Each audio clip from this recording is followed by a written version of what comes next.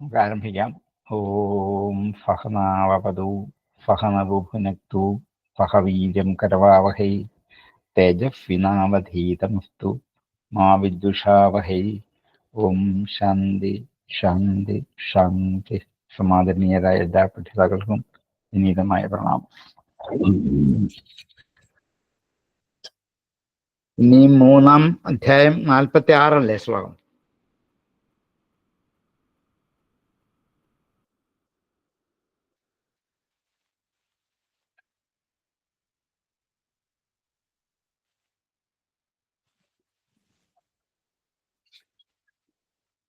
ഏകാദശം 3-ാം അധ്യായം ശ്ലോകം 46 അല്ലേ? അതെ സാർ, അതെ സാർ, അതെ. 46. വേദോക്തമേവ കുർവാണോ നിസ്സംഗോർപ്പിതമീശ്വരേ നൈഷ്കർമ്മ്യാം ലഭതേ സിദ്ധിം രോചനാർത്ഥാ ഫലശ്രുതിം. വേദോക്തമേവ കുർവാണോ, വേദത്തിൽ പറയപ്പെട്ടതായ കർമ്മങ്ങൾ മാത്രം ചെയ്തുകൊണ്ട്, നിസ്സംഗ, കർമ്മത്തോടും കർമ്മഫലത്തോടും സംഘം ഇല്ലാത്തവനായിട്ട്, നിസ്സംഗ, അർപ്പിതം ഈശ്വരേ, ഈശ്വരനിൽ അർപ്പിച്ചുകൊണ്ട്, അർപ്പിതമീശ്വരേ, നൈഷ്കർമ്മ്യം ലഭതേ സിദ്ധിം, നൈഷ്കർമ്മ്യമെന്ന സിദ്ധിയെ ലഭിക്കുന്നു. രോചനാർത്ഥാഹ ഫലശ്രുതി, കർമ്മത്തിനോട് താല്പര്യമുണ്ടാകാൻ വേണ്ടി മാത്രമാണ് ഫലശ്രുതി എന്നും തിരിച്ചറിയണം. ഇതിങ്ങനെ ഒരു വാച്യാർത്ഥം നമുക്കൊരു അർത്ഥം പറഞ്ഞുവിടാം എന്നേ ഉള്ളൂ. ഈ ശ്ലോകത്തിന്റെ പ്രസക്തി മുമ്പത്തെ ശ്ലോകത്തില് കർമ്മങ്ങൾ സംസാരത്തെ ഉണ്ടാക്കി തീർക്കാൻ കാരണമാകുന്നത് കൊണ്ട് അത് ഉപേക്ഷിക്കണം എന്ന് ചില കർമ്മങ്ങൾ, ചെയ്യണമെന്ന് ചില കർമ്മങ്ങൾ, ഏതെല്ലാം ഉപേക്ഷിക്കുന്നു ഏതെല്ലാം ചെയ്യണം എന്ന് ഒരാശങ്ക പരിഹരിക്കാൻ വേണ്ടിയിട്ട് കർമ്മങ്ങളെ ഉപേക്ഷിക്കുകയല്ല ചെയ്യേണ്ടത്, അതിലേക്കുള്ള ആസക്തി കുറയുമ്പോൾ, ഞാൻ ഉദാഹരണമൊക്കെ പറഞ്ഞിരുന്നു. ഉറക്കത്തിൽ കയ്യിൽ നിന്നും പുസ്തകം താനെ വീണു പോകുമ്പോൾ പരമസുഖം അനുഭവിച്ചുകൊണ്ട്, ഈ വിഷയസ്മൃതി ഇല്ലാത്തത് കൊണ്ട് അന്നേരം കർമ്മത്തിലേക്ക് പ്രവേശനം ഉണ്ടാവില്ല. ഈ വിധം ദുർലഭമായ മഹാത്മാക്കൾ, ഇന്ദ്രിയവശന്മാരായ സാധാരണ ജനങ്ങൾ വേദത്തിൽ പറഞ്ഞ കർമ്മങ്ങളൊക്കെ ചെയ്തുകൊണ്ട് ഉയർന്നു പോകാൻ ശ്രമിക്കാതിരുന്നാൽ അധോഗതിയാണ്. അതുകൊണ്ട് അത് ചെയ്യണം എന്ന് തന്നെയാണ് മുമ്പത്തെ ശ്ലോകത്തിൽ പറഞ്ഞു വെച്ചത്. അപ്പോൾ ഒരു സംശയം തോന്നിയത്, പൂർവപൂർവ ജന്മങ്ങളിൽ ചെയ്ത കർമ്മങ്ങളല്ലേ ഉത്തരോത്തരമായ ശരീരപ്രാപ്തിക്ക് കാരണമായിത്തീരുന്നത്. അങ്ങനെയാണെങ്കിൽ കർമ്മം ചെയ്തുകൊണ്ടിരിക്കുന്ന പുരുഷന് എങ്ങനെ മോക്ഷം കിട്ടും? പൂർവജന്മത്തിൽ ചെയ്ത കർമ്മങ്ങളുടെ ഫലം പിന്നെയും പിന്നെയും ശരീരം ഉണ്ടാവാൻ കാരണമായി തീരുകയാണെങ്കിൽ ഈ കർമ്മഫലങ്ങളാണ് പിന്നീട് വരുന്ന ശരീരം. കർമ്മം ചെയ്യാതിരിക്കാൻ പറ്റത്തില്ല. നിരന്തരമായും കർമ്മം ചെയ്തുകൊണ്ടേയിരിക്കണം. അങ്ങനെയുള്ള കർമ്മത്തിന്റെ പരിണതഫലമായി പിന്നെയും ശരീരം കിട്ടും. ആ ശരീരത്തിൽ നിന്നുകൊണ്ട് വീണ്ടും കർമ്മം ചെയ്യും. അതിൻ്റെ പരിണതഫലമായി മൃത്യുവശകതരായിട്ട് വീണ്ടും ജനിക്കും. ഇങ്ങനെ പോയി കഴിഞ്ഞാൽ എങ്ങനെയാണ് മോക്ഷത്തിന് അർഹത നേടുക എന്ന് ഒരാശങ്കയ്ക്ക് പരിഹാരമാണ് ഈ ശ്ലോകം. കാരണം സുഖദുഃഖങ്ങളെ കുറിച്ച് നിരന്തരമായും ചിന്തിച്ചു കൊണ്ടിരിക്കുന്നവനാണ് മനുഷ്യൻ. അതിനാർക്കും മാറ്റം വരില്ല. ഒന്നുകിൽ സുഖം അല്ലെങ്കിൽ ദുഃഖം, എന്തിനെങ്കിലും കുറിച്ച് ചിന്തിച്ചു കൊണ്ടേയിരിക്കും.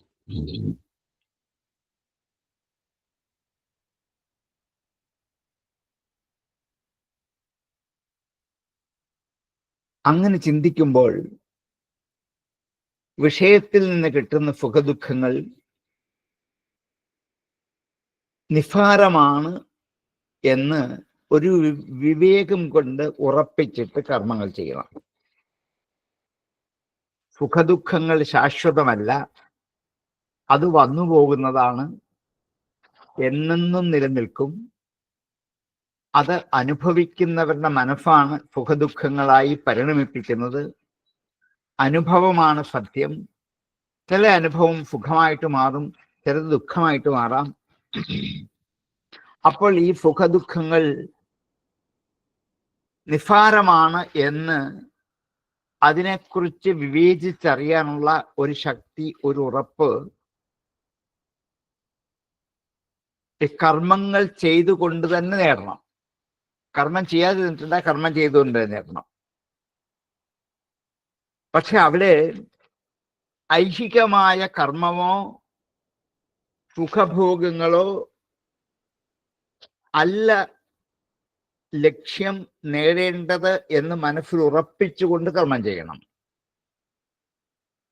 ഈ കർമ്മം കൊണ്ട് എനിക്ക് ഇഹലോക ജീവിതത്തിലെ പരമസുഖമാണ് വേണ്ടത് എന്ന് മാത്രം ആഗ്രഹിച്ചുകൊണ്ടാണ് കർമ്മം ചെയ്യുന്നതെങ്കിൽ ആ കർമ്മഫലമായി ജന്മമരണങ്ങൾ വീണ്ടും വീണ്ടും ഉണ്ടായിക്കൊണ്ടിരിക്കും.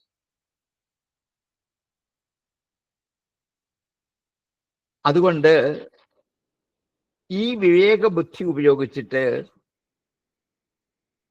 ഓരോ കർമ്മപഥങ്ങളിലും പ്രവർത്തിച്ചു കൊണ്ടിരുന്നാൽ ആ കർമ്മത്തിനോട് ആസക്തി ഉണ്ടാവില്ല. അല്ലെങ്കിൽ ഈ കർമ്മമാണ് എനിക്ക് ഏറ്റവും വലുത്, ഇതാണ് എന്നെ നന്നാക്കുന്നത്, ഇതാണ് എന്നെ മോശമാക്കുന്നത്, ഇതാണ് പുണ്യം തരുന്നത്, ഇതാണ് പാപം തരുന്നത് എന്നുള്ള കർമ്മത്തെക്കുറിച്ചുള്ള ഓരോ തരത്തിലുള്ള ചിന്തകൾ കൊണ്ട് ഇത് താൽക്കാലികമാണ്, ഈ കർമ്മവും കർമ്മം കൊണ്ട് കിട്ടുന്ന ഫലവും ആത്യന്തികമല്ല. മുമ്പ് പറഞ്ഞ അനുഭവം മാത്രമാണ് സത്യം. എനിക്ക് സുഖം നിങ്ങളിൽ ഒരാൾക്ക് ദുഃഖമായിരിക്കും, നിങ്ങളിൽ ഒരാളുടെ ദുഃഖം എനിക്ക് സുഖമായിരിക്കും. അതുകൊണ്ട് സുഖദുഃഖങ്ങൾക്ക് ശാശ്വതമായ നിർവചനം പറയാനോ ഉറപ്പ് പറയാനോ സാധിക്കില്ല. ഏതിനെയും സുഖമായി നമുക്ക് അനുഭവിക്കാം, ഏതിനെയും ദുഃഖമായി അനുഭവിക്കാം. ആരാ നിശ്ചയിക്കുക? ഞാൻ തന്നെയാണ്. ഇതൊക്കെ മതി, എനിക്ക് സുഖമാണ് എന്ന് ഞാൻ വിചാരിച്ചാൽ സുഖം. എത്രയൊക്കെ കിട്ടിയിട്ടും ഇത് പോരാ, ഇത് പോരാ, ഇത് പോരാ, എനിക്ക് സുഖമായിട്ടില്ല, ഇനി എനിക്ക് കുറച്ചുകൂടി നന്നായിട്ട് വേണം എന്ന് വീണ്ടും വിചാരിച്ചുകൊണ്ട് കർമ്മം ചെയ്തുകൊണ്ടിരിക്കാം. ഇതിന്റെ പേരാണ് ആസക്തി.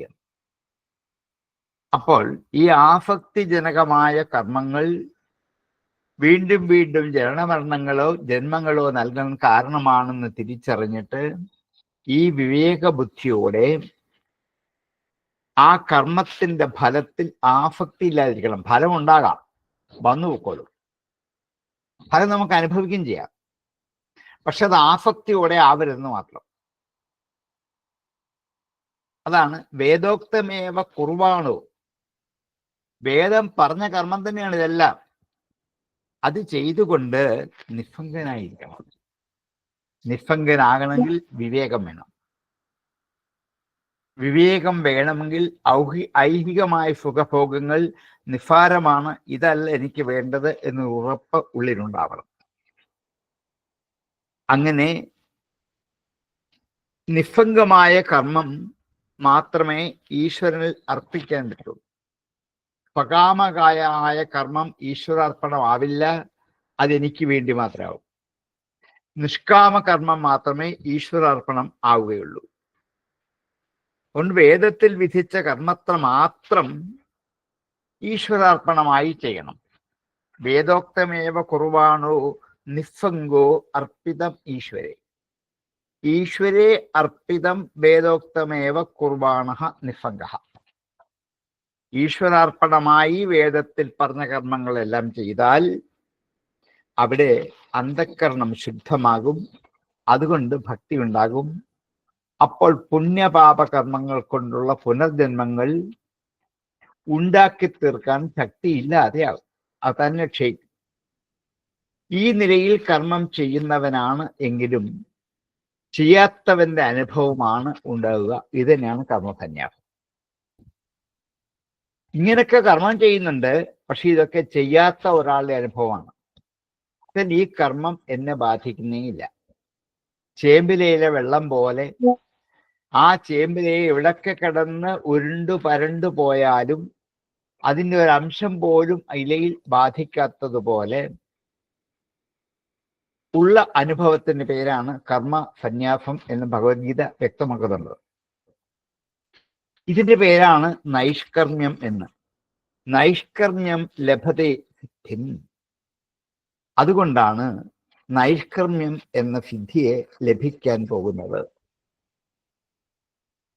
അപ്പോൾ ഓരോ കർമ്മവും ഈ വിഷയത്തിലേക്ക് എത്തിക്കാൻ പാകത്തിന് മെരുക്കി പാകപ്പെടുത്തി എടുക്കണം. ചെയ്യുന്ന കർമ്മം തന്നെ മതി. ആ കർമ്മത്തിലുള്ള സങ്കല്പം, ആ കർമ്മത്തിനോടുള്ള നമ്മുടെ അഭിനിവേശം മാറ്റിയെടുത്താൽ മതി. ഈ കർമ്മം കൊണ്ട് ഇന്നത് നേടണം എന്ന് സങ്കല്പിച്ചാണ് ചെയ്യുന്നതെങ്കിൽ അത് സകാമമാവും. ഇതുകൊണ്ടൊന്നും നേടാനില്ല. എൻ്റെ ഇന്ദ്രിയങ്ങളും മനസ്സും ബുദ്ധിയും അന്തിമ നിമിഷം വരെ പ്രവർത്തിപ്പിച്ച് കർമ്മം ചെയ്തുകൊണ്ടേയിരിക്കണം. ആ കർമ്മത്തിൽ നിന്നും എനിക്കൊരു ഫലവും ഇച്ഛയില്ല, ഒന്നിനും ആഗ്രഹമില്ല, നേടാനില്ല, ഒന്നും എടുക്കാനില്ല. ഇങ്ങനെ വിചാരിച്ചുകൊണ്ട്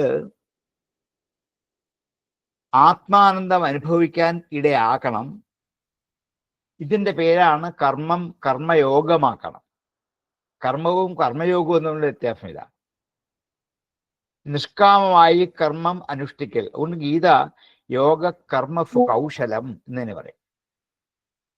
കർമ്മത്തിലുള്ള ഈ കുശലതയാണ് യോഗം. കർമ്മം ചെയ്യുമ്പോൾ ഒരു കർമ്മവും എന്നെ ബാധിക്കില്ല, ഇതിൻ്റെ ഫലവും എന്നെ ബാധിക്കില്ല, പക്ഷെ ഞാൻ കർമ്മം ചെയ്തുകൊണ്ടിരിക്കും എന്നുള്ള ആ ഒരു കൗശലമാണ് കർമ്മത്തിലെ യോഗം. ജ്ഞാനാഗ്നി സർവകർമാണി ഭസ്മഫാത് കുരുതേ അർജുന എന്നും ഗീതയിൽ പറയും. ജ്ഞാനാഗ്നി കൊണ്ട് സമസ്ത കർമ്മങ്ങളെയും ഭസ്മമാക്കി മാറ്റും.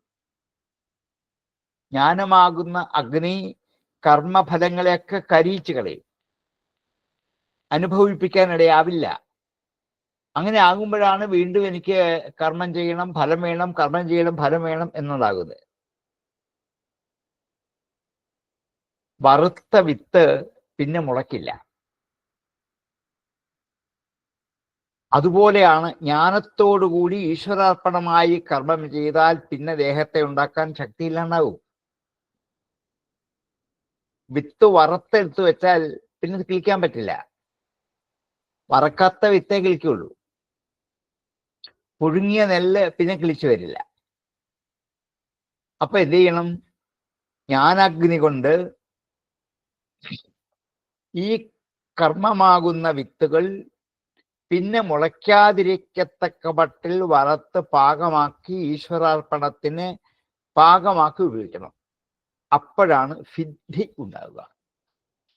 നൈഷ്കർമ്മ്യം ലഭതേ സിദ്ധിം. നൈഷ്കർമ്മ്യം കൊണ്ട് ഈ സിദ്ധിയാണ് ലഭിക്കേണ്ടത്. സിദ്ധിക്ക് എന്താ? എത്തിച്ചേരുന്നത് മോക്ഷം എന്ന് തന്നെ അർത്ഥം. അപ്പൊ പിന്നെ യാഗാദികളായി കർമ്മം ചെയ്യുമ്പോൾ സ്വർഗാദികളായ സുഖം ലഭിക്കും എന്നൊക്കെ എഴുതി വെച്ചും പറഞ്ഞും പഠിപ്പിച്ചും ചൊല്ലിയും നമ്മൾ ചെയ്തുകൊണ്ടിരിക്കുന്നുണ്ട്. ഭാഗവതവും രാമായണവും ഒക്കെ വായിക്കുമ്പോൾ ഓരോന്ന് കഴിയുമ്പോഴും ഇന്ന ഭാഗം വായിച്ചാൽ ഇന്ന ഫലമാണ്, ഇന്ന ഫലമാണെന്ന് അവിടെ ഫലശ്രുതി എഴുതി വെച്ചിട്ടില്ലേ? അതെന്തിനു വേണ്ടിയാണ്? അപ്പോഴാണ് പറഞ്ഞത് രോചനാർത്ഥാഹ ഫലശ്രുതി. ഇതിനോട് ഇഷ്ടം തോന്നാൻ വേണ്ടിയാണ്. ഇങ്ങനെ ഒരു ഫലം ഇതിനുണ്ടെന്ന് പറഞ്ഞെങ്കിലേ ആ കർമ്മം ചെയ്യുള്ളൂ, അല്ലെ ചെയ്യില്ല. അതിനോട് ഒരു രോചന ഉണ്ടാക്കണം, രുചി ഉണ്ടാക്കണം. അതിനുവേണ്ടിയാണ് ഫലശ്രുതി. അല്ല, ഫലശ്രുതി അതുപോലെ ആവണം എന്നില്ല. അങ്ങനെയാണെങ്കിൽ അധ്യാത്മരാമായണത്തിന്റെ അവസാനം പറയും ബന്ധ്യായുവതിക്ക് പുത്രനുണ്ടാകും എന്ന്. എത്ര എത്ര എത്ര ഫലങ്ങൾ പറയുന്നു. 100 പ്രാവശ്യം രാമായണം വായിച്ചിട്ടും ഇതുണ്ടാകുന്നില്ല. അനുഭവമാണ്. അപ്പൊ പിന്നെ എന്തിനാ ഇങ്ങനെ പറഞ്ഞു വെച്ചിരിക്കുന്നത്? ഇങ്ങനെ പറഞ്ഞാലേ വായിക്കുള്ളൂ, അതിനു വേണ്ടിയിട്ടാണ്. അപ്പൊ ഒരു കർമ്മം അതുകൊണ്ട് ചെയ്യിക്കാൻ വേണ്ടിയിട്ടാണ്.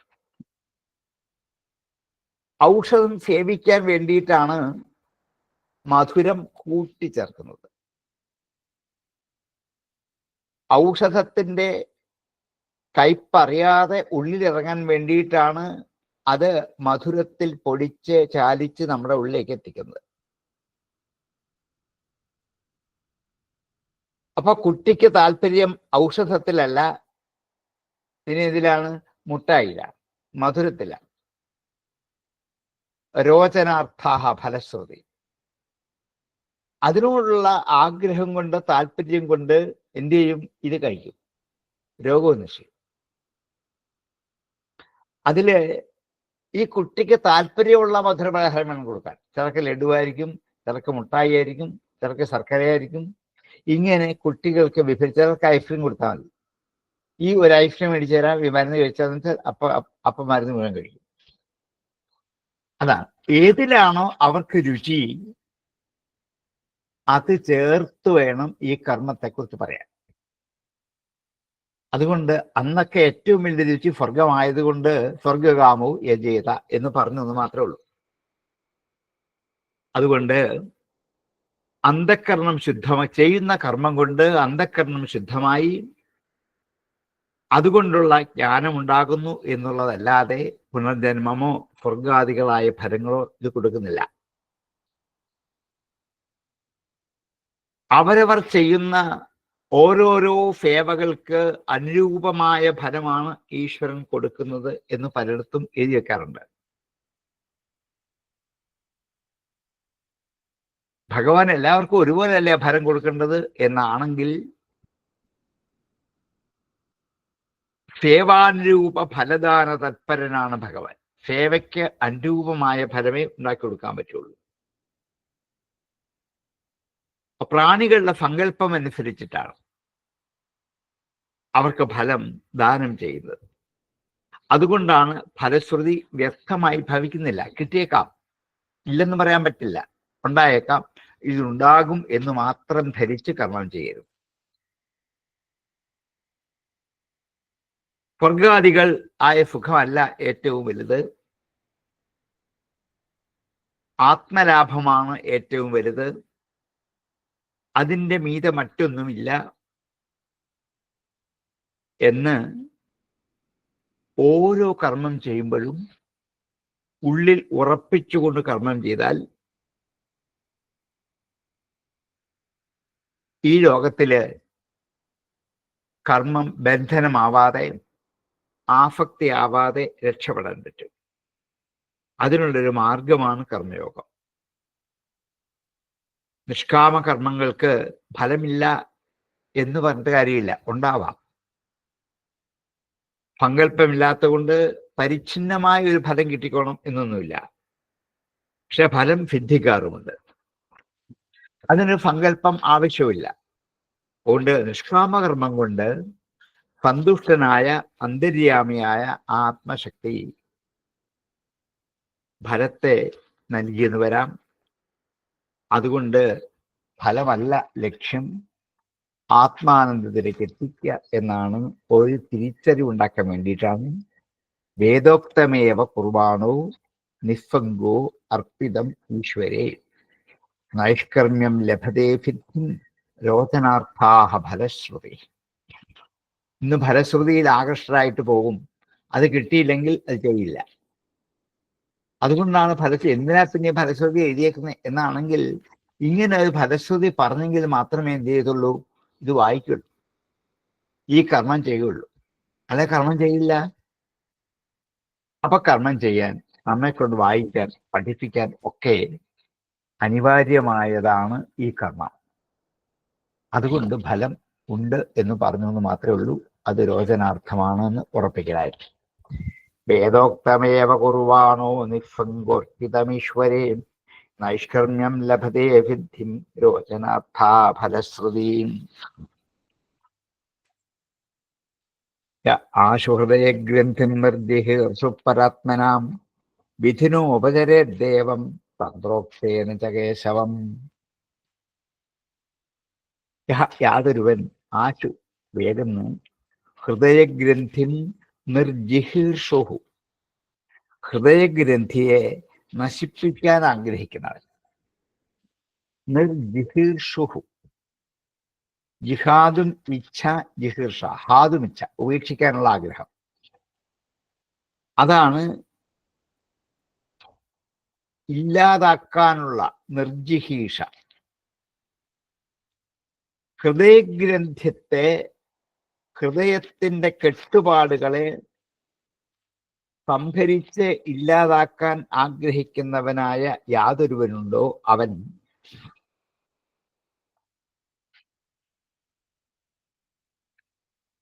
പരാത്മനഃ, പരമാത്മാവായ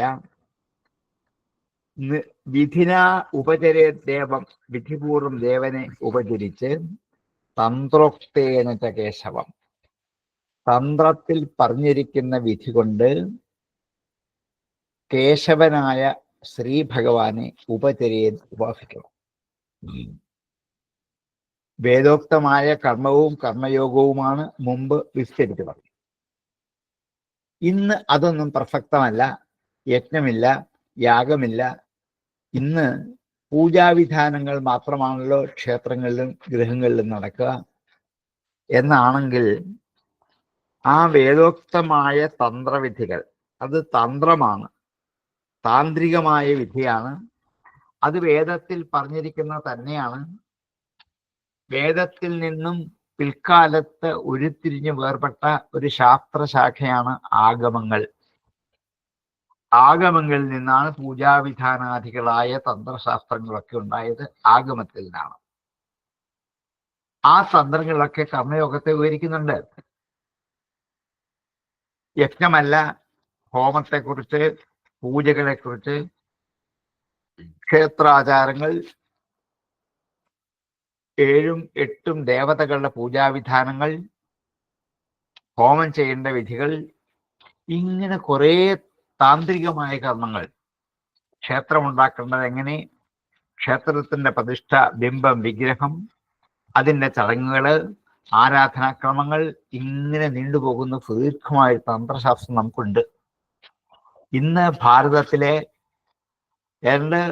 80% ജനങ്ങൾ ഈ ക്ഷേത്ര ആചരണ ഭക്തിയിലൂടെ മുമ്പോട്ട് പോകുന്നവരാണ്.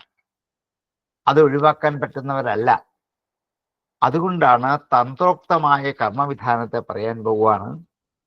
അത് ഹൃദയത്തിൽ പറ്റിയിരിക്കുന്ന വാസനകളാണ് ഹൃദയഗ്രന്ഥി എന്ന് പറയുന്നത്. കെട്ടും ഒന്നുമല്ല അത്. വാസ്തവത്തിൽ ഹൃദയത്തിൽ പറ്റിക്കൂടിയിരിക്കുന്ന വാസന, ആ വാസനയെ കഴുകിക്കളയണം. അതൊരു കെട്ടുപോലെ ദേഹത്തിൽ തടിച്ചുകൂടിയിരിക്കുകയാണ്. അങ്ങനെയുള്ള ആത്മഭാവനയായ ഹൃദയഗ്രന്ഥിയെ ക്ഷണത്തിൽ കഴുകി തേച്ച് കളഞ്ഞ് പൊട്ടിച്ചു കളഞ്ഞിട്ട് തന്ത്രഗ്രന്ഥങ്ങൾ പറഞ്ഞതുപോലെ ഈശ്വരനെ ആരാധിക്കാൻ പറ്റണം. ലോകത്തിന്റെ സൃഷ്ടികർത്താവായ ബ്രഹ്മാവും സംഹാരകർത്താവായ രുദ്രനും സ്ഥിതി നിർവഹിക്കുന്ന ശ്രീനാരായണനും പൂജാതിദ്രവ്യങ്ങൾ കൊണ്ട് പൂജിക്കുന്നതും ആനന്ദപ്രാപ്തിക്കുള്ള വഴിയാണ്. അത് ആനന്ദമല്ല. പൂജാദികളായ കർമ്മങ്ങൾ കൊണ്ട് കിട്ടുന്നത് മനഃശുദ്ധിയാണ്.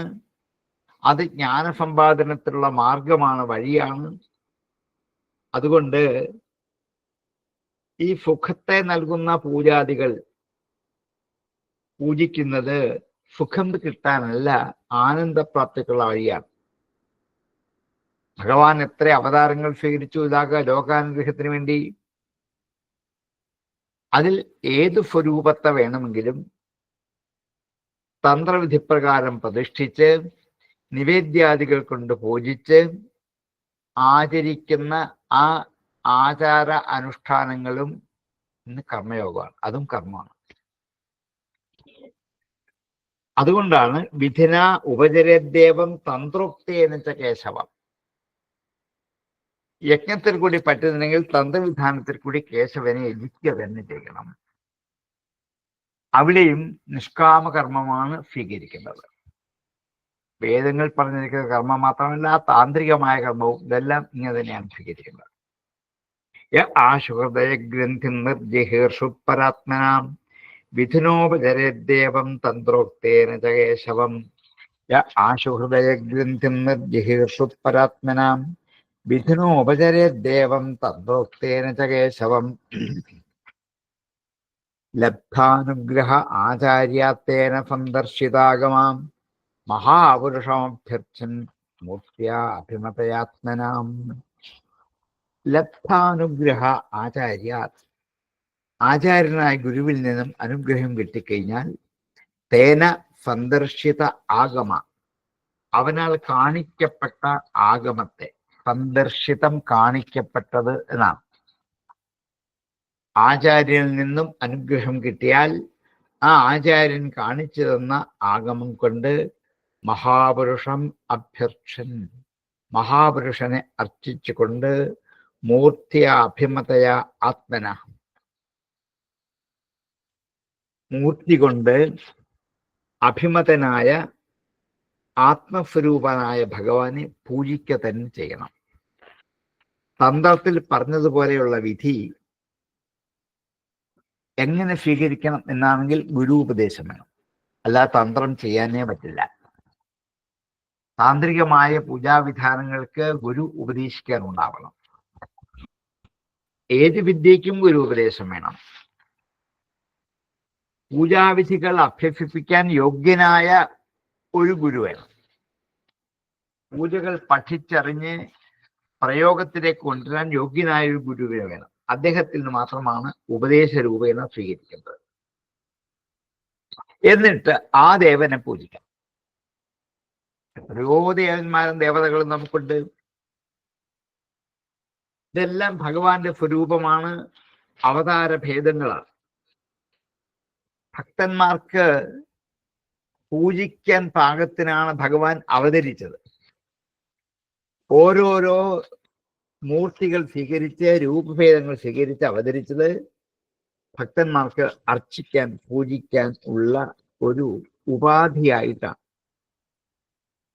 അതുകൊണ്ടൊക്കെ നേടേണ്ടത് ജ്ഞാനം കൊണ്ടുള്ള ആനന്ദമാണ് മനസ്സിനുണ്ടാവേണ്ടത്, വിഷയഭോഗം അല്ല. അവിടെ ഇഷ്ടമുള്ള ദേവതയെ നമുക്ക് പൂജിക്കാൻ അധികാരമുണ്ട്. പക്ഷെ അതിനുള്ള വിധികൾ ആചാര്യനെ പഠിച്ചതിന് ശേഷം മാത്രമേ പൂജിക്കാൻ പറ്റൂ. ക്ഷേത്രം മുഴുവൻ, ഈ പ്രപഞ്ചം മുഴുവൻ നിറഞ്ഞു നിൽക്കുന്ന ഒരു വലിയ ചൈതന്യ ശക്തിയാണ് ബ്രഹ്മം. നമുക്കറിയാം, ഇതിന് രൂപമില്ല, ആകൃതിയില്ല, ഒന്നുമില്ല. ആകാശം പോലെ, വായു പോലെ പ്രപഞ്ചം നിറഞ്ഞു നിൽക്കുകയാണ്. അതില്ലാത്തൊരു സ്ഥലവും ഈ പ്രപഞ്ചത്തിലില്ല. പക്ഷേ ഈ ഒരു സങ്കല്പമോ ഈ ഒരു വിശ്വാസമോ മാത്രമല്ല നമുക്ക് വേണ്ടത്. നമുക്ക് ദൈനംദിന ജീവിതത്തിൽ ഈശ്വരൻ ഒരവലംബമായിട്ട് കിട്ടണം. നമുക്ക് സങ്കടം പറയാൻ, ദുഃഖങ്ങൾ പരിഹരിക്കാൻ, നമുക്ക് പൂജിക്കാൻ, ആരാധിക്കാൻ ഒരു സ്വരൂപത്തോടുള്ള ഈശ്വരനെ നമുക്ക് വേണം.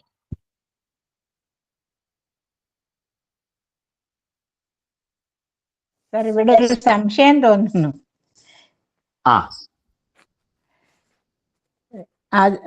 ആചാര്യന്റെ അനുഗ്രഹത്തോടുകൂടി വിധിപ്രകാരം ഒരാൾ പൂജ ചെയ്യുന്നു. പക്ഷേ അതിന് മറ്റൊരാൾക്ക് വേണ്ടി ആ പൂജ ചെയ്യുമ്പോൾ ആർക്കാണ് അതിന്റെ ഫലം കിട്ടുന്നത്? രണ്ടുപേർക്കും പപ്പാതി കിട്ടും. അതിലോട്ട് രണ്ടുപേർക്കും അത് പൂർണ്ണമാവില്ല. അവിടെ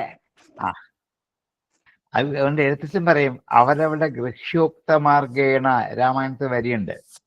ഈ എന്താണ്, ലക്ഷ്മണന് ക്രിയാമാർഗം ഉപദേശിക്കുമ്പോൾ പറയും, അവരവരുടെ ഗൃഹ്യോക്ത മാർഗേണ അവർക്ക് പൂജിക്കാനുള്ള അവകാശമോ അധികാരമോ ലഭിച്ചാൽ ആചാര്യന് മന്ത്രം സ്വീകരിച്ച് പൂജ നിർവഹിക്കാം. എല്ലാവരും ചെയ്തോണം എന്നില്ല.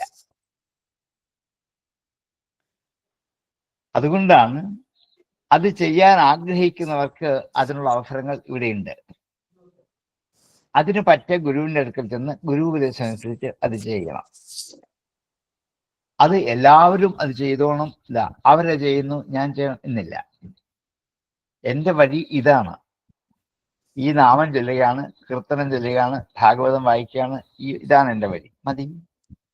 എൻ്റെ വഴി ഇതൊന്നുമില്ല. ഞാൻ ഗണപതി ഹോമം, ഭഗവത് സേവയും, വിഷ്ണു പൂജയും, ദേവാലയം ഒക്കെ മാത്രമേ ഉള്ളൂ. ഇതാണ് എൻ്റെ വഴി. ആയിക്കോട്ടെ.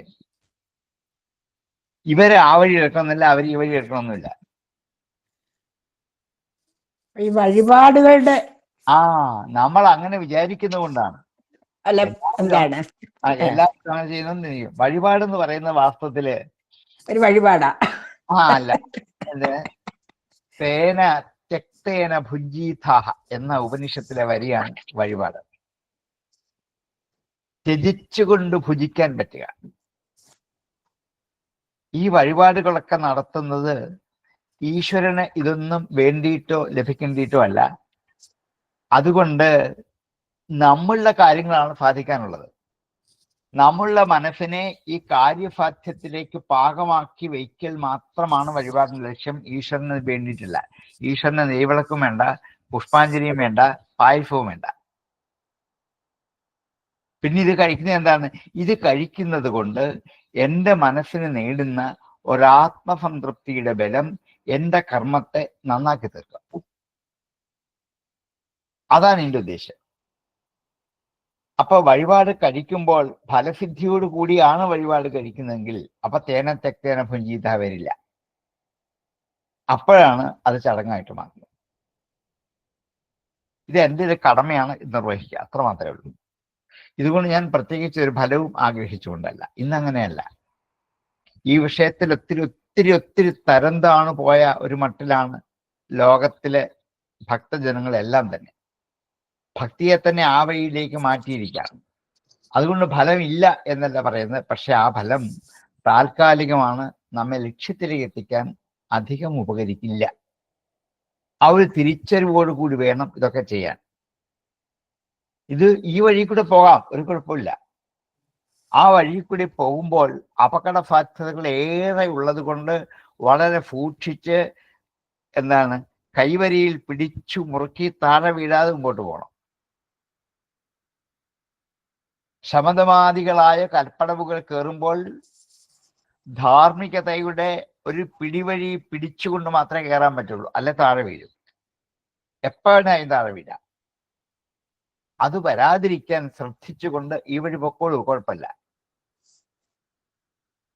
അപ്പൊ അങ്ങനെ നമ്മൾക്ക് സ്വരൂപം കണ്ട് ആരാധിക്കാൻ പാകത്തിനൊരു ഈശ്വര സ്വരൂപത്തെ ഈശ്വരൻ തന്നെ അവതാരത്തിലൂടെ കൽപ്പിച്ചു തന്നിട്ടുണ്ട്. ഇനി നിങ്ങൾ ഇതിനെ ആരാധിച്ചുകൊള്ളൂ, പൂജിച്ചുകൊള്ളൂ.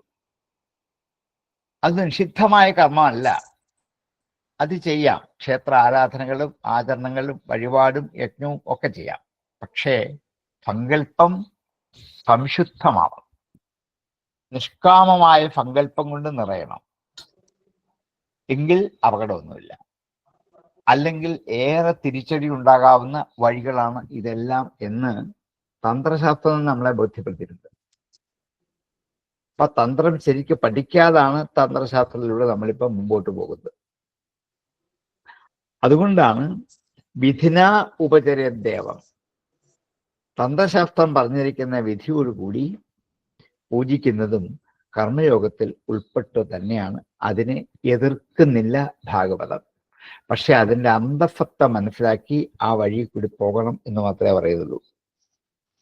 അതുകൊണ്ട് ഇഷ്ടമുള്ള അവതാരമൂർത്തിയെ പൂജിക്കാം. അതിനുള്ള വിധികൾ ആചാര്യനെ പഠിച്ചതിന് ശേഷം മാത്രമേ ചെയ്യാവൂ എന്ന് ഈ ശ്ലോകം നമ്മെ ബോധ്യപ്പെടുത്തുക. ലബ്ധാനുഗ്രഹ ആചാര്യത്തേന സന്ദർശിതാഗമാം മഹാപുരുഷമഭ്യർച്ചൻ മൂർത്യാഭിമതയാത്മനാം. ലബ്ധാനുഗ്രഹ ആചാര്യത്തേന സന്ദർശിതാഗമാം മഹാപുരുഷമഭ്യർച്ചൻ മൂർത്യാഭിമതയാത്മനാം. ശുചി സമ്മുഖമാസീന പ്രാണസംയമനാദിഭീം പിണ്ഡം വിശുദ്ധ സന്യാസ കൃതരക്ഷോർച്ചയദ്ധരിം. ശുചി സമ്മുഖം ആസീന. തന്ത്രശാസ്ത്രം അനുഷ്ഠിക്കാൻ ഒരു ദേവതയുടെ മുമ്പിൽ, ദേവന്റെ മുമ്പിൽ പൂജയ്ക്ക് ഇരിക്കുമ്പോൾ ശുചിയായിരിക്കണം. ശുദ്ധമായിരിക്കണം. രാമായണത്തിൽ പറഞ്ഞിരിക്കുന്ന പോലെ ഇല്ലെങ്കിലും പൂജാവിധികളെ കുറിച്ച് അല്പം സൂചിപ്പിക്കുകയാണ് ഇവിടെ. ഭാഗവത്തിൽ ഇവിടെ മാത്രമേ ഇതിനെക്കുറിച്ച് പറയുന്നുള്ളൂ, വേറെങ്ങും പറയുന്നില്ല. രാമായണത്തിൽ വിസ്തരിച്ച് പറയുന്നുണ്ട്. ശ്രീരാമൻ തന്നെ ലക്ഷ്മണന് ഉപദേശിച്ചു കൊടുക്കുന്നതാണ്. ഇവിടെ ഈ കർമ്മത്തെക്കുറിച്ചുള്ള ചോദ്യത്തിന് മറുപടിയായിട്ട് വേദോക്തമായ കർമ്മം അല്ലാതെ തന്ത്രോക്തമായ കർമ്മമുണ്ട് എന്ന് നമ്മെ ബോധ്യപ്പെടുത്തി അതിൽ കൂടി സഞ്ചരിക്കുമ്പോൾ ശ്രദ്ധിക്കേണ്ട കാര്യങ്ങൾ ഒന്ന് സൂചിപ്പിക്കാം. ഒന്ന്, ശുചിയായിട്ട് മാത്രമേ ഈ കർമ്മത്തിലേക്ക് ഏർപ്പെടാവൂ. ശരീരത്തിനും മനസ്സിനും ശുദ്ധമായിരിക്കണം. ശരീരത്തെ ശുദ്ധമാക്കാൻ ഇപ്പൊ ഇഷ്ടം പോലെ വഴികളുണ്ട്. മനസ്സിനെ ശുദ്ധമാക്കുന്നത് മനസ്സിന്റെ അശുദ്ധി രാഗാദികളായ ദോഷങ്ങളാണ്. രാഗം, ദ്വേഷം, കാമം, രാഗം, ദ്വേഷം, ഇത് മൂന്നുമാണ്. ഈ ദുർവൃത്തികളാണ് മനസ്സിനെ അശുദ്ധമാക്കുന്നത്. അപ്പം ബാഹ്യശുദ്ധിയും വേണം, ആഭ്യന്തര ശുദ്ധിയും വേണം. ഈ മൂന്ന് വൈഷമ്യമുള്ള ഗുണങ്ങൾ പരിഹരിച്ചുകൊണ്ടേ പൂജയിൽ ആരംഭിക്കാം. ശാരീരിക ശുദ്ധിയും നന്നായിട്ട് വേണം. സ്നാനാദികളായ കർമ്മങ്ങൾ ആദ്യം ചെയ്യണം. ദേഹശുദ്ധി കൊണ്ട് മനസ്സിന്റെ മാലിന്യത്തെ മുഴുവൻ മാറ്റി മനഃശുദ്ധിയും ദേഹശുദ്ധിയും ഉണ്ടാക്കിയെടുക്കണം. അതുകൊണ്ട് എപ്പോഴും ഉള്ളും പുറവും ശുദ്ധിയോടെ സൂക്ഷിച്ച് സ്നാനം കഴിച്ച് ഏതെങ്കിലും ഒരു ബിംബത്തിന്റെ മുൻഭാഗത്ത് ചെന്ന് ഈശ്വര അഭിമുഖമായി ഇരിക്കണം. ശുചി സമ്മുഖമാസീന, ശുചിയായിട്ട് ദേവന്റെ മുമ്പിൽ അഭിമുഖമായി തന്നെ ഇരിക്കണം. ഒരു വശത്തിരിക്കണം എന്നല്ല, ഇന്നിപ്പം ഒരു വശത്തിരുന്നു കൊണ്ടാണ് എല്ലാം ചെയ്യുക. സമ്മുഖമായി തന്നെ ഇരുന്നാണ് ചെയ്യേണ്ടത്. പക്ഷെ ഭക്തന്മാർക്ക് അപ്പൊ സമ്മുഖത കിട്ടാതെ വരും എന്നുള്ളത് കൊണ്ട് പൂജകൻ ഒരു വശത്തേക്ക് മാറിയിട്ട് ഭക്തന്മാർക്ക് സമ്മുഖ ദർശനം. ഇപ്പം നമ്മൾ ആ വഴിയിലേക്കാണ് മാറിയിരിക്കുന്നത്. ശുചി സമ്മുഖമാസീന. ഇനി വേണ്ടത് പ്രാണസംയമനാദിഭി, പ്രാണായാമം ചെയ്യണം. പ്രണവത്തെ ധ്യാനിച്ചുകൊണ്ട് പ്രാണായാമം ചെയ്യണം. പൂജയിൽ പ്രധാനമാണ് ദേഹശുദ്ധിയിൽ ഇത്ര ഒരു പ്രണവം ജപിക്കണം. അത് ജപിച്ചുകൊണ്ട് ഇടത്തെ മൂക്കിൽ കൂടിയും വലത്തെ മൂക്കിൽ കൂടിയും ഒക്കെ ശ്വാസത്തിന്റെ ഗതികളെ ഉള്ളിലാക്കി അകത്ത് നിരോധിച്ച് നിർത്തി അത് പുറത്ത് വിടുന്ന ഒരു പ്രാണായാമ പ്രക്രിയ എല്ലാ പൂജയിലും അനിവാര്യമാണ്. ഇന്നത് ആചരിക്കാറില്ല. ആധവ ആചരിക്കുന്നത് നമ്മൾ പറഞ്ഞൊരു വഴിപാട് പോലെ പേരിന് അത് ചെയ്തു തീർക്കും, അത്രേ ഉള്ളൂ. അപ്പൊ അങ്ങനെ പ്രണവധ്യാനത്തോടുകൂടി പ്രാണായാമം ചെയ്യുന്നത് എന്തിനാണ്? നാഡികളെ ശുദ്ധമാക്കാൻ. നാഡികളിൽ കൂടിയാണ് വികാര വിചാരങ്ങളൊക്കെ കടന്നു വരിക. ആ നാഡികളെ എന്ത് ചെയ്യണം? ഈ പ്രാണൻ കടത്തിവിട്ട് പരിശുദ്ധമാക്കി കഴുകി വൃത്തിയാക്കി സൂക്ഷിക്കണം. അങ്ങനെ ആയാൽ മാത്രമേ ഇട പിങ്കള എന്നുള്ള രണ്ട് നാഡികൾ ഉണർന്ന് സുഷുമ്ന എന്ന പ്രധാന നാഡി കൂടി ബ്രഹ്മതേജസ്സിന്റെ പ്രകാശം ഉപാസകന് അനുഭവിക്കാൻ പാകത്തിന് ആക്കി തീർക്കുള്ളൂ. അപ്പൊ നാഡികൾ ചെളിയില്ലാതിരിക്കണം. അതിനുവേണ്ടി എന്ത് ചെയ്യണം? മുഖ്യമായ കർമ്മം പ്രാണായാമമാണ്. ഇത് ഇനിയും ഈ ഏകാദശി മറ്റൊരിടത്ത് അതിനെക്കുറിച്ച് കുറച്ചുകൂടി സൂചിപ്പിക്കുന്നുണ്ട്. അപ്പൊ കൂടുതൽ പറയേണ്ടി വരും. അങ്ങനെ ആദ്യം വരുന്നത് ദേഹശുദ്ധിയാണ്. അതുകൊണ്ടാണ് ശുചി സമ്മുഖമാസീന പ്രാണ സംയമനാദിഭി. ആ പ്രാണത്തെ യമനം ചെയ്യണം. അതിൻ്റെ സംയമനം വേണം. അതാണ് പ്രാണായാമം. അത് ആദ്യം ചെയ്തുകൊണ്ട് പിണ്ഡം വിശുദ്ധ്യ, ഈ ശരീരത്തെ വിശോധിപ്പിക്കണം. ഈ ശരീരം പൂജയ്ക്ക് ചെന്നിരിക്കുമ്പോൾ ഭൗതിക വ്യാപാരങ്ങൾ, വിഷയങ്ങൾ വ്യാപരിച്ചിരിക്കുന്ന ശരീരത്തെ അഗ്നിമന്ത്രം കൊണ്ട് ദഹിപ്പിച്ച് കളയുന്നതായിട്ട് സങ്കല്പിച്ച് അതിനുശേഷം ലിപിസ്വരൂപമായ അക്ഷരങ്ങളെ കൊണ്ട് ഒരു ദേവസ്വരൂപത്തെ ഉണ്ടാക്കിയെടുക്കണം. അതിന് ന്യാസങ്ങൾ എന്ന് പറയും, ന്യസിക്കുക എന്ന് പറയും. അവിടെയാണ് കരന്യാസം, അംഗന്യാസം, മൂർത്തിന്യാസം എന്നീ കുറെ ന്യാസങ്ങളാണ്. മന്ത്രപൂർവമാണ് ഈ പ്രവൃത്തികളൊക്കെ ചെയ്യേണ്ടത്. അതുകൊണ്ട് ഈ മന്ത്രപൂരിതമായി ഉണ്ടാക്കിയെടുത്ത ശരീരത്തിന് ഭൂതപ്രേതങ്ങളുടെയും മറ്റുള്ള ബാധകളുടെയും ഉപദ്രവങ്ങൾ ഉണ്ടാവാതെ പരിശുദ്ധമായി സംരക്ഷിക്കാൻ ഒരു കോട്ട കെട്ടി അതിൻ്റെ അകത്ത് ഈ പൂജകൻ ഇരിക്കുന്നു എന്നാണ് സങ്കല്പം. അങ്ങനെ ഇരുന്നു കൊണ്ട് മറ്റാരുടെയും ശല്യം ഏൽക്കാതെ ആ ദിവ്യമൂർത്തിയെ തനിക്ക് സ്വാധീനപ്പെടുത്താൻ ആവശ്യമായ മന്ത്രങ്ങൾ ഗുരുവിൻ്റെ ഉപദേശമനുസരിച്ച് പ്രാണായാമത്തോടുകൂടി ന്യാസത്തോടുകൂടി ജപിച്ചതിന് ശേഷം മഹാവിഷ്ണുവിൻ്റെ ദിവ്യവിഗ്രഹത്തെ പൂജിച്ച് ധ്യാനത്തിൽ ഉറപ്പിച്ച് അവതാരങ്ങളായ കീർത്തനങ്ങൾ ചൊല്ലിക്കൊണ്ട് ഗന്ധപുഷ്പാദികൾ കൊണ്ട് പൂജിച്ച് നിവേദ്യം സമർപ്പിച്ച് ബ്രഹ്മാർപ്പണം ചെയ്ത് പൂജ പൂർണ്ണമാക്കും. ഇങ്ങനെ പൂജയുടെ ഒരു ചെറിയ വിധി ഒറ്റ ശ്ലോകത്തിൽ, എത്രയോ തന്ത്രഗ്രന്ഥങ്ങൾ പറഞ്ഞിരിക്കുന്ന വിധികൾ ഒരു ശ്ലോകത്തിൽ ആവിഷ്കരിച്ച് നമ്മളെ തന്നു.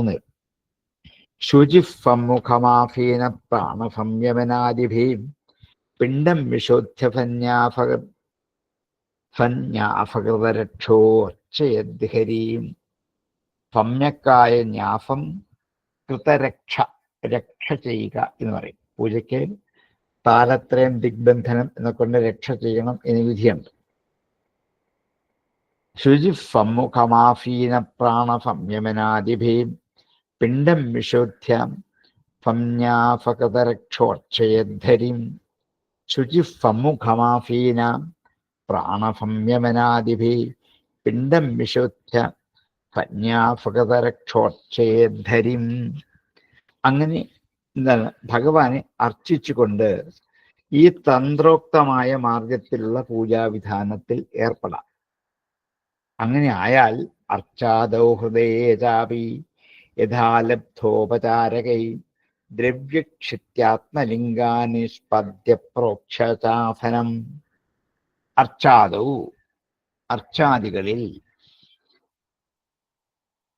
വാഹനം തിരുവനന്തപുരത്ത്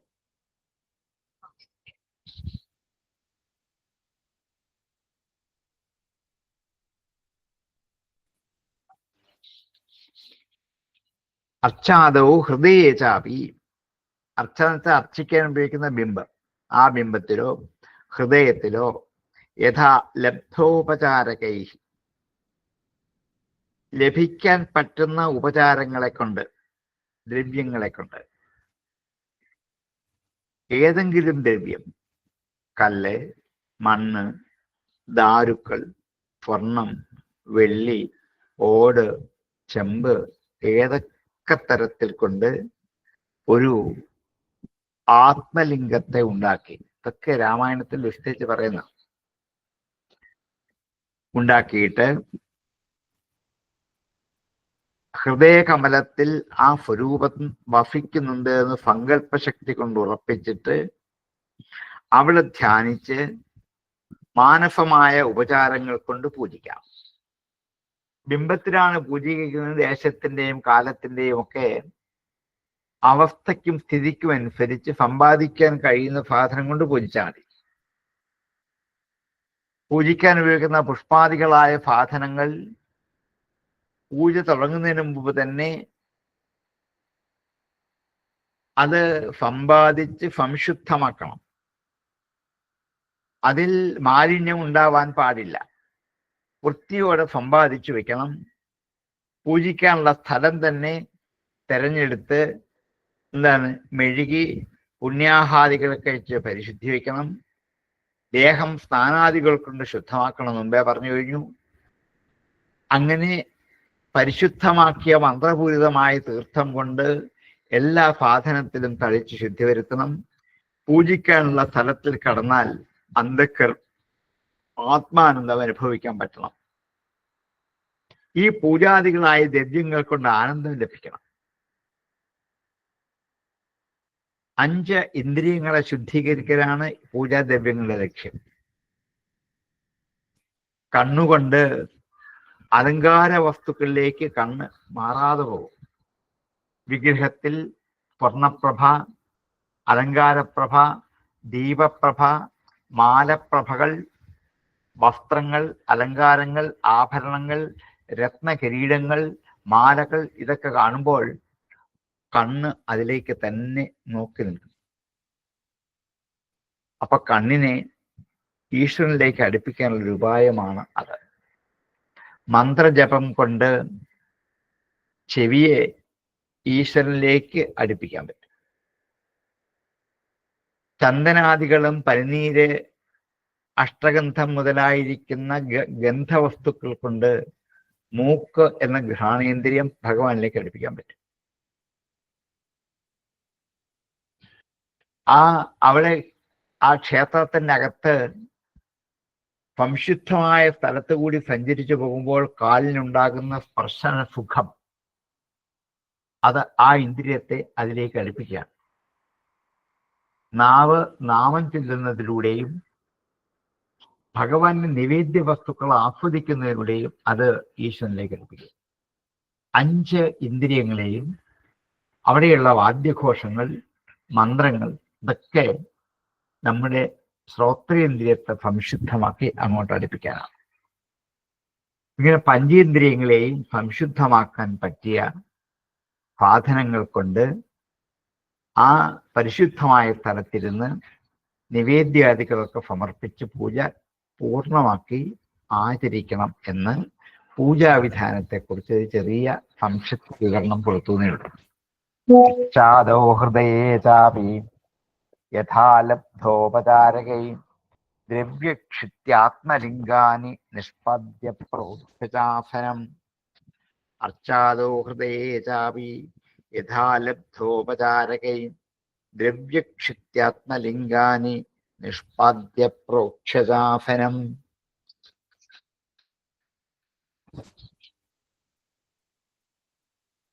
താമശാന ക്ലാസ് തുടങ്ങിയതെങ്കിലും നമുക്ക് സമയം 4-5 ശ്ലോകങ്ങളുണ്ട്, എന്തായാലും ഇന്ന് തീരില്ല. നമുക്ക് ഇവിടെ തൽക്കാലം ഉപസംഹരിക്കാം. ആർക്കെങ്കിലും സംശയം ഉണ്ടെങ്കിൽ ചോദിക്കാം, അല്ലെങ്കിൽ ബാക്കി ഇതിന്റെ ബാക്കിയാണ്, പൂജകൾ മുഴുവനായില്ല, ബാക്കിയുണ്ട്. അടുത്ത ദിവസങ്ങളും കൂടി ചേർത്ത് നമുക്കിത് പൂർത്തീകരിക്കാം. അപ്പോഴേ ഈ പ്രബുദ്ധൻ പറഞ്ഞ കർമ്മ യോഗത്തെക്കുറിച്ച്, കർമ്മശാസ്ത്രത്തെക്കുറിച്ചുള്ള മറുപടി പൂർണ്ണമാവുകയുള്ളൂ. സംശയങ്ങളുടെ ചോദിക്കാൻ, അല്ലെ ഉപസംഹരിക്കാം.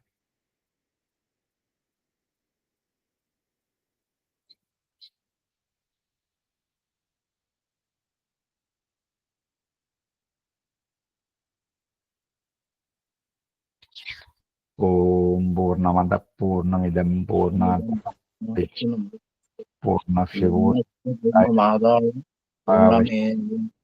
ഓം ശാന്തി. നമസ്തേ സാർ. നമസ്കാരം സാർ. നമസ്കാരം. നമസ്തേ സാർ.